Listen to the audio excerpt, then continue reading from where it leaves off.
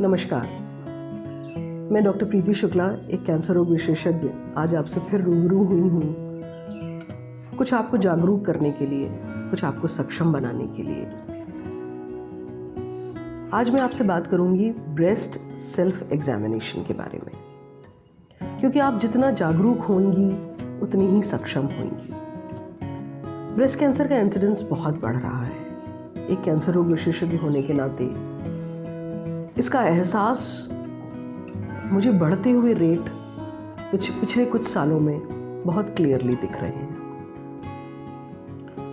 मैं आज आपको सिखाऊंगी ब्रेस्ट सेल्फ एग्जामिनेशन या अपने स्तन का खुद परीक्षण कैसे करें। सबसे पहले तो आपको बताऊंगी कि आपको एक शीशे के सामने खड़े होना है और अपने दोनों हाथ अपने सर के पीछे ले जाने हैं और अपने ब्रेस्ट को देखना है, अपनी आंखों से एग्जामिन करना है। आपको देखना है कि कहीं कोई सूजन, कहीं कोई दबाव, कहीं कोई खिंचाव, कहीं कोई अल्सर, कुछ तो नहीं दिख रहा है।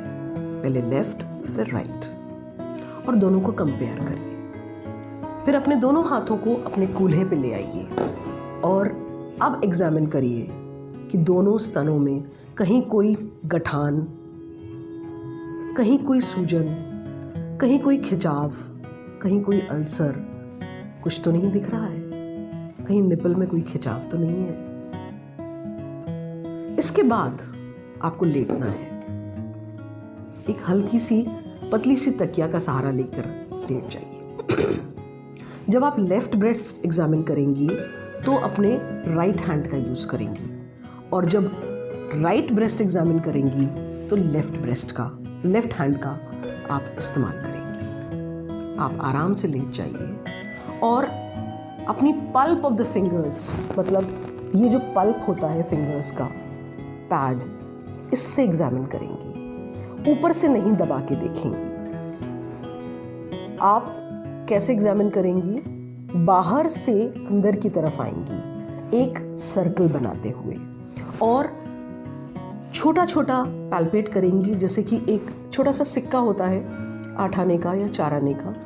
उतना बड़ा सर्कल बनाते बनाते बनाते बनाते बाहर से अंदर की तरफ आएंगी धीरे धीरे। पहले एक सिक्का बनाया, फिर दूसरा सिक्का बनाया, फिर तीसरा सिक्का बनाया, फिर चौथा सिक्का बनाया। इससे करते करते एक सर्कल किया, फिर धीरे से दूसरा अंदर की तरफ सर्कल बनाते हुए बाहर से अंदर निपल की तरफ आएंगी।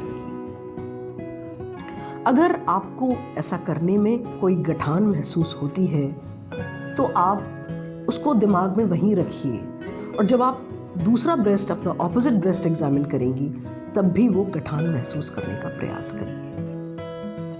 फिर आपने पूरा ब्रेस्ट एग्जामिन कर लिया, फिर आप आर्मपिट एग्जामिन करेंगी, मतलब हाथ के नीचे जो आपकी स्पेस होती है वहाँ पर भी आप ऐसे ही सिक्का बनाते हुए कोई गठान, कोई सूजन, कोई मांस, कुछ भी हो, आप उसको महसूस करने का प्रयास करेंगी और दोनों तरफ कंपेयर करने का प्रयास करेंगी। क्या एक जैसा है या कुछ अंतर है? ये हुआ ब्रेस्ट सेल्फ एग्जामिनेशन। पहले खड़े होना है, फिर लेटना है।